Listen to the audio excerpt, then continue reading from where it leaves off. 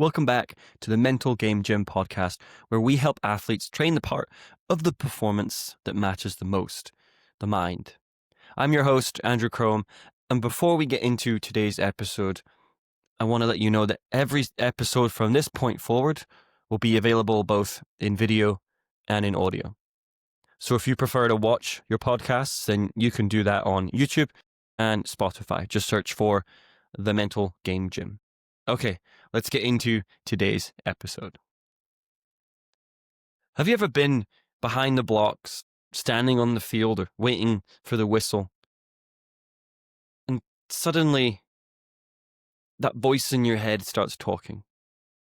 It says things like, what if I mess up? What if they're faster than me? What if I don't live up to the expectations? That voice, part of being human. Every athlete I've worked with has it. I had it too, big time. I remember back when I was swimming, I was standing behind the blocks before a race and I was staring down at the lanes beside me. And I glanced over at the guy next to me. He was taller, more muscular. And that voice would start. They're big, they're fast. You have no chance of winning. And suddenly, before the race even started, I'd already lost in my own head.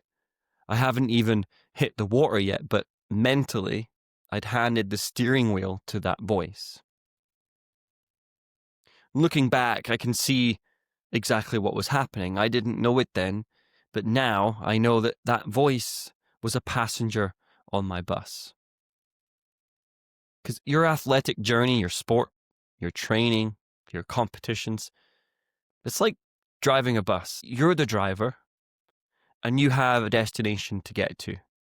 Maybe it's a goal time. Maybe it's a championship or a specific team that you want to get on, or just become the best version of yourself. But your bus is never empty. There's always passengers, right? Those passengers are your thoughts, your emotions, your doubts, your fears, your past experiences.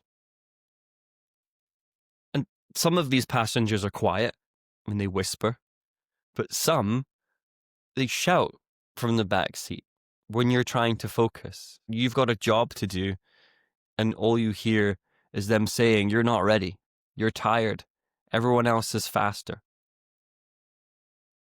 Does that sound familiar to you?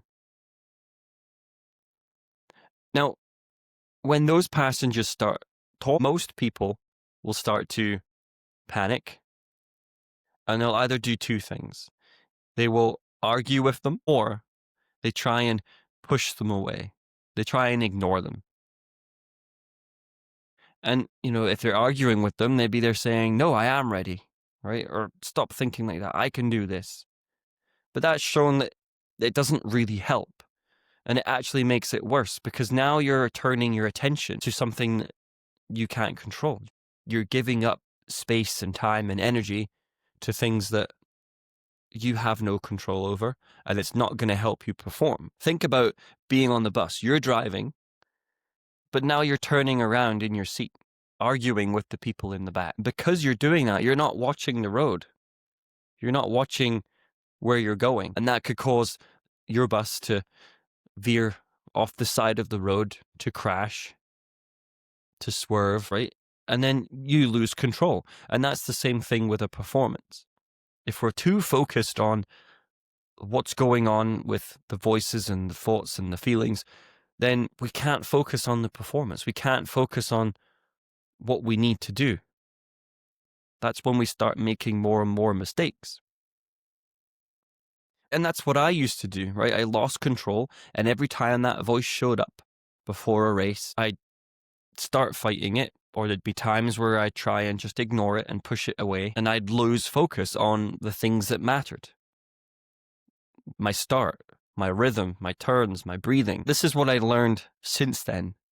Once I started studying the mental side of sport, I realized that you can't stop the passengers from talking. You can't kick them off the bus. And I always use this story, and it helps people understand that these thoughts, these passengers, are just like your hands. If I put them in front of my face, then I can't really see where I'm going. I can't see what I'm trying to do.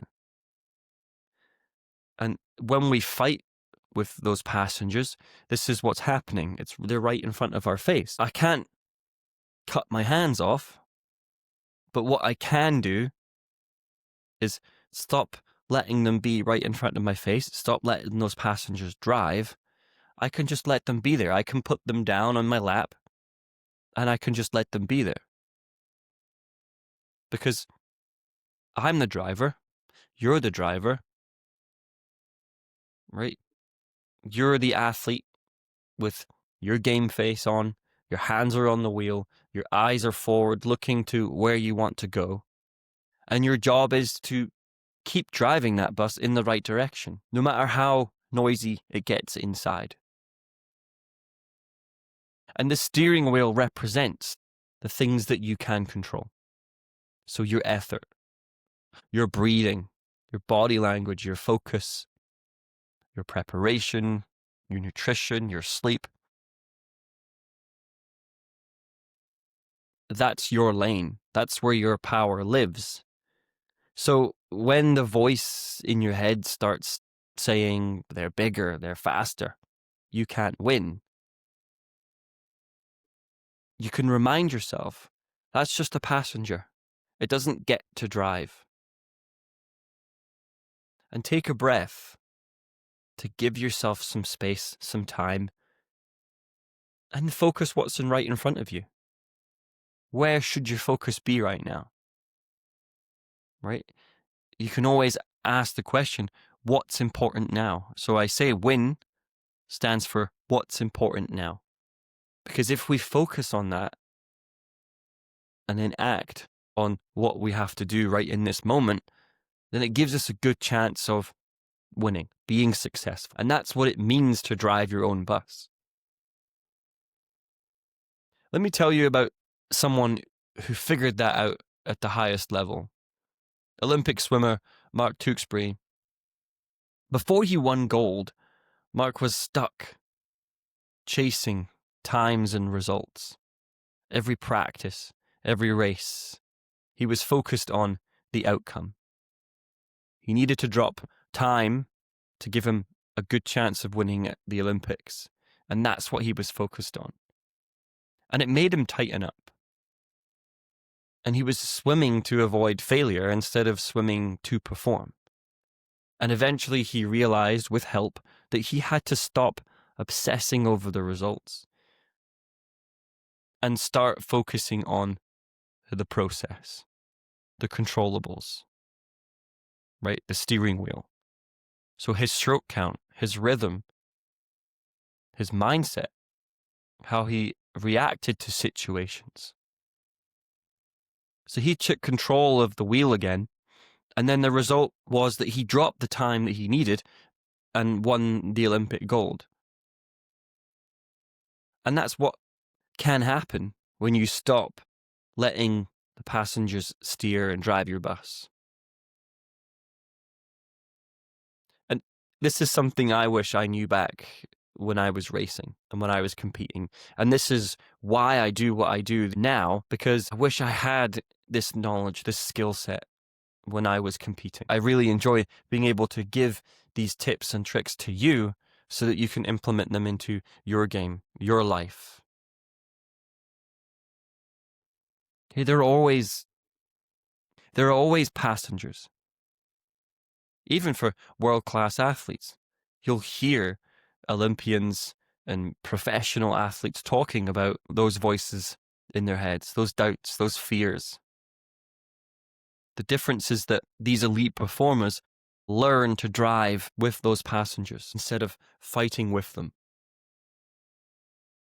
Right? Because when you fight your thoughts, you waste energy. When you allow them, they lose their power. And this is a skill called diffusion. So separating yourself from those thoughts and those feelings and emotions. So try, instead of saying I'm nervous, try saying I'm noticing the thought that I'm nervous. See how that fits. If you say right now I'm nervous, How does that feel? And then try and saying, I'm noticing the thought that I'm nervous. And that small shift puts you back into the driver's seat. It gives you separation. It's basically like turning down the volume of that thought. It's like moving from the back of the bus to the front seat again. So next time these thoughts show up, one thing you can do is visualize them walking onto your bus. You're in the driver's seat and you look at them and you nod, maybe even smile and say, you can ride, but you can't drive. And then bring your eyes back to the road. Bring your eyes back to what's in front of you. What do you have to do in this moment?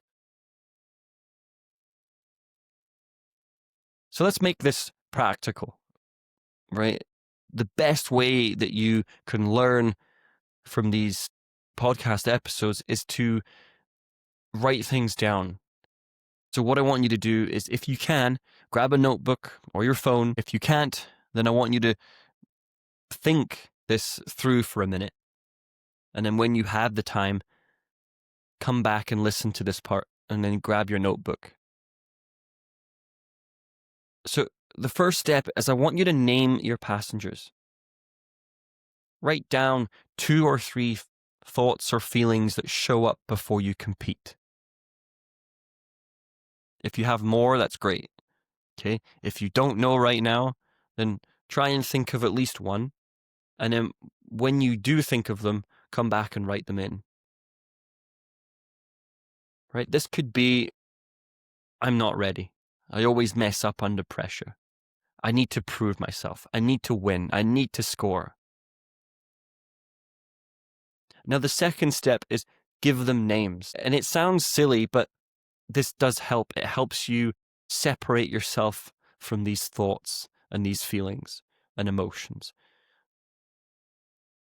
So I'll give you an example. One athlete that I work with named their passengers Doubtful Dave, Perfect Pete, and Anxious Annie. So whenever they had a thought that came up that was full of doubt, they would say, oh, there's Doubtful Dave. Or if they had something that came up and said, oh, you have to be perfect. You can't make a mistake. Oh, there's Perfect Pete.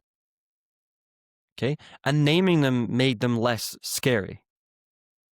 They stopped treating them like truth and fighting with them, and they just started treating them like what they really are: thoughts, noise.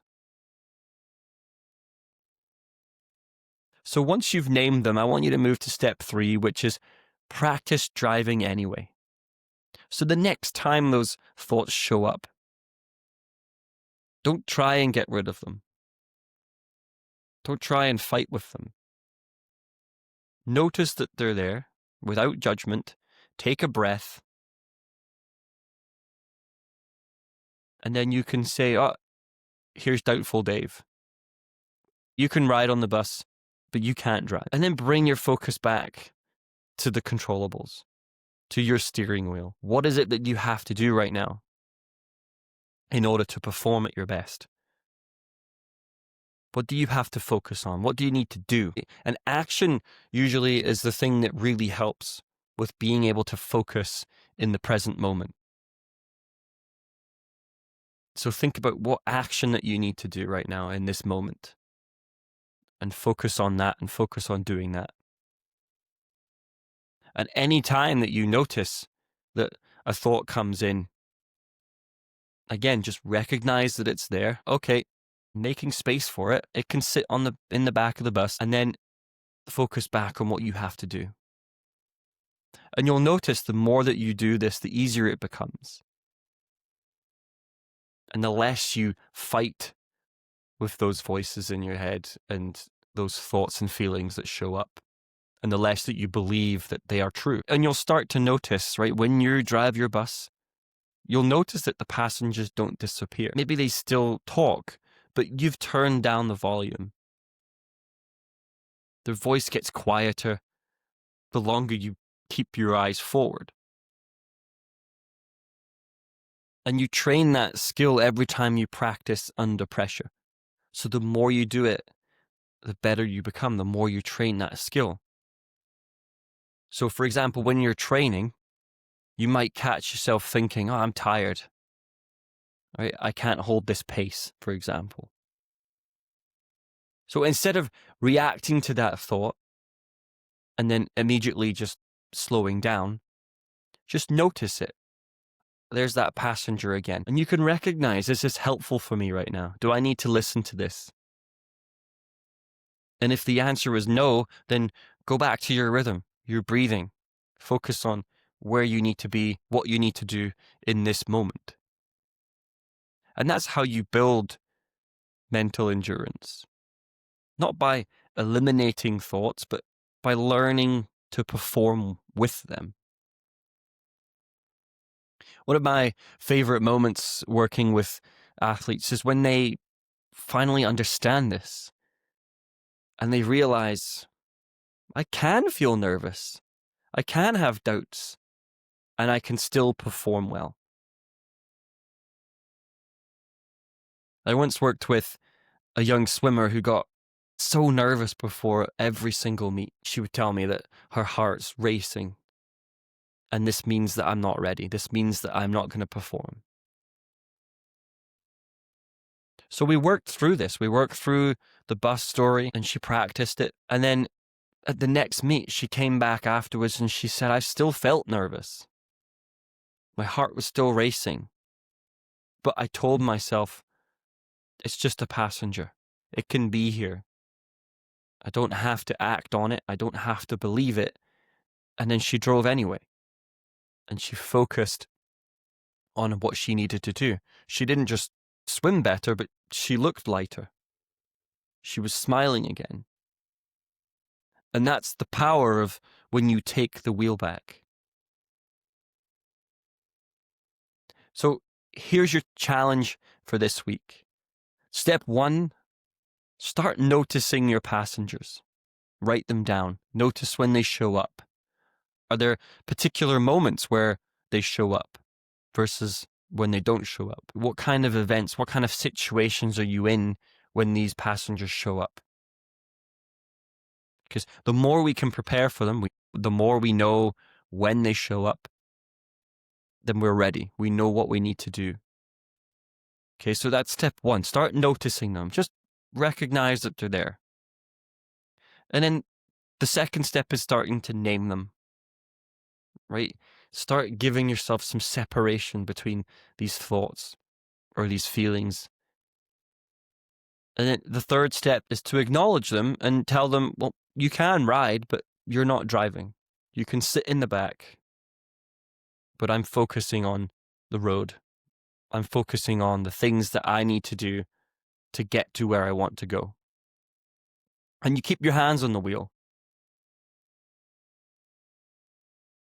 Right? And then that's how you build that trust in yourself.